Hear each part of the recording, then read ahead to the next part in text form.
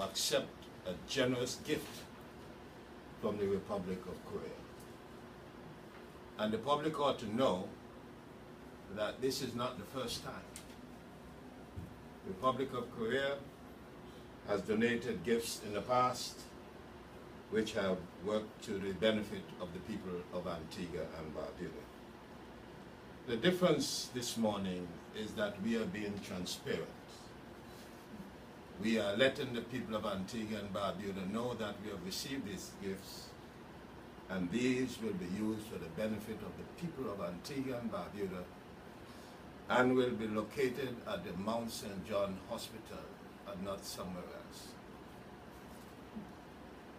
Eye care is one of those areas of healthcare that the government has to carve out important initiatives, because people could live relatively comfortable lives with bad eyesight.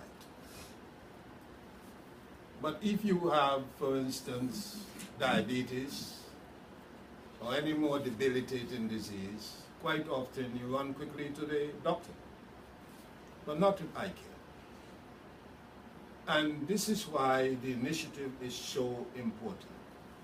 Because what the government is doing, the government is going to the people to encourage them to do whatever is in their power with the government assistance to seek to remedy eye diseases in Antigua and Barbuda. Up to 2009, between 2009 and 2015, just prior to this new administration, there were only about 350 eye surgeries in Antigua and Barbuda over a 5-year period. Between 2014, June, and the end of this, 2016, actually, we were able to carry out successfully over 1,000 surgeries in Antigua and Barbuda. We screened over 7,000 citizens of this country, many of them elderly and in low income. I make this point, Councillor, because what has transpired in Antigua and Barbuda in the past is a system where the ability to pay determines quality of life. We have embarked on clearly a different policy. Poverty, low income, ability to pay should not be a barrier to healthcare and quality of life. The equipment you donated to Antigua and Barbuda today, when combined with the investment that the government has already made, and I should say that the government, within the first year of its administration, invested over $30 million in purchasing diagnostic equipment. The piece of the equipment you're donating today, one of them of course, the Zeiss visual analyzer, is the state-of-the-art equipment. I remember when I met with some of the ophthalmologists, and I asked them, well, what equipment do we need to be sure we can cover all the eye diseases in Antigua and Barbuda? They made it clear one of the most important pieces of equipment is the Zeiss visual analyzer. Well, the Zeiss visual analyzer is here today in Antigua and Barbuda. And Councillor, I wish to say to you that we cherish this gift. And I made note of your comment that Antigua and Barbuda is one of the countries that appear to find a way of absorbing the generosity of our partners. This is called absorptive capacity, which has quite often been non-existent in developing countries. And I can say factually that since this new administration, we have paid more attention to developing that capacity so that we can take advantage of the gifts from our international friends, such as the Republic of Korea. Eyesight deals with quality of life.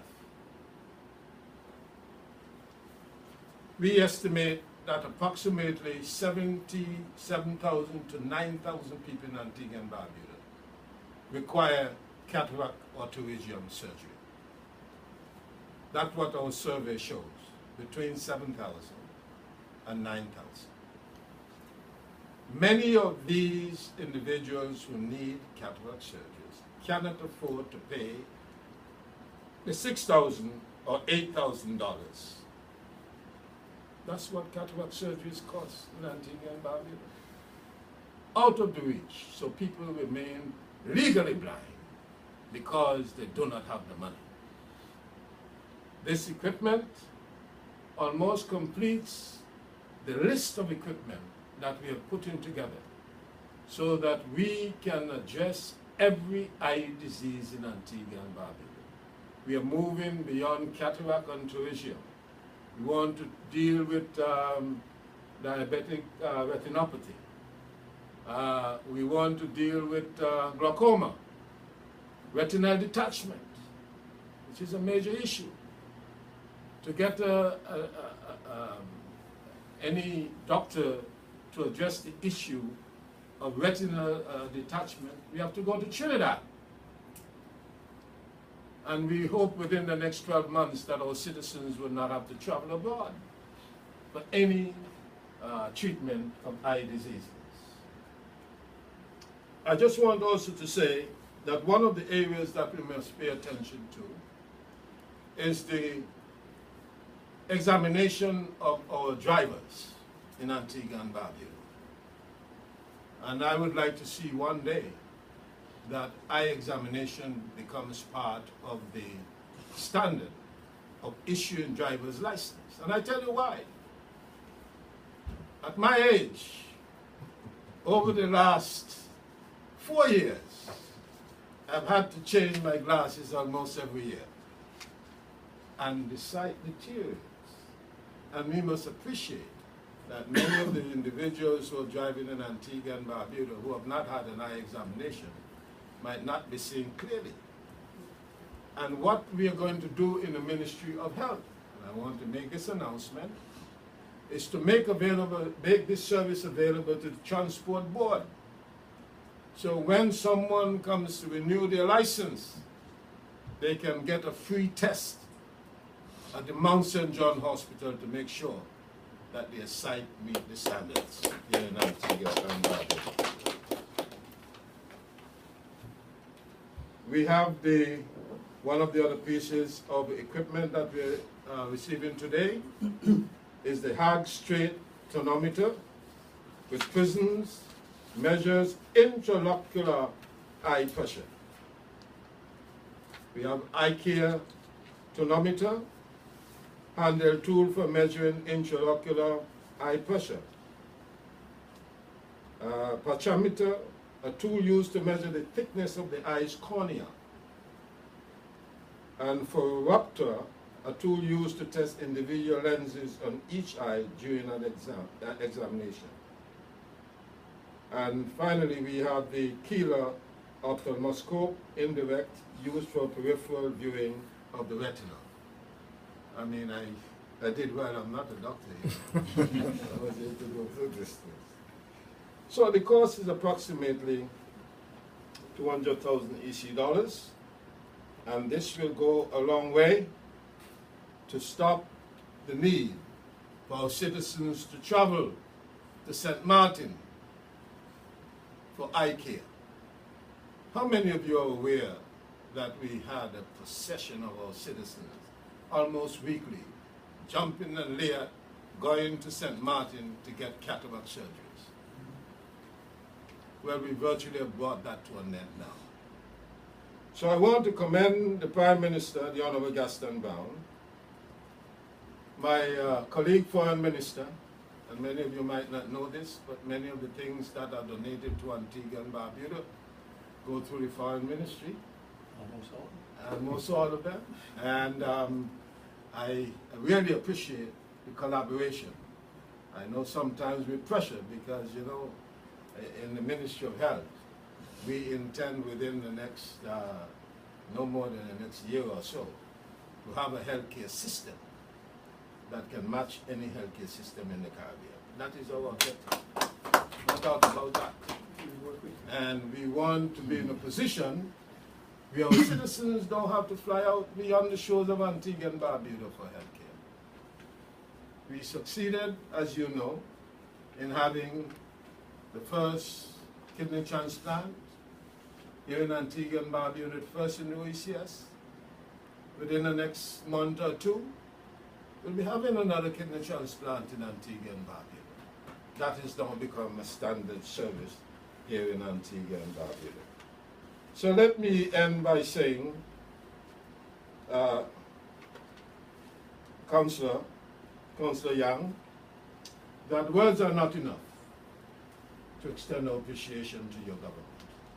And I wish for you to take the message back that Antigua and Barbuda is extremely thankful for your government's generosity, and we look forward to reciprocity where we can support you in your endeavors as you are supporting us in the healthcare system and other areas of our development.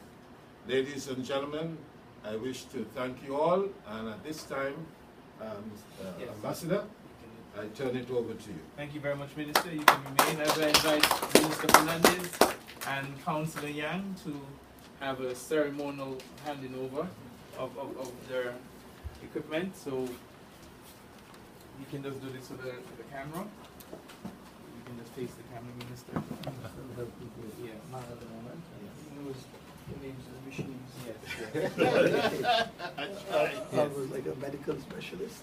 So we're just having a photo up of the Yes. of the handing over and shaking of hands.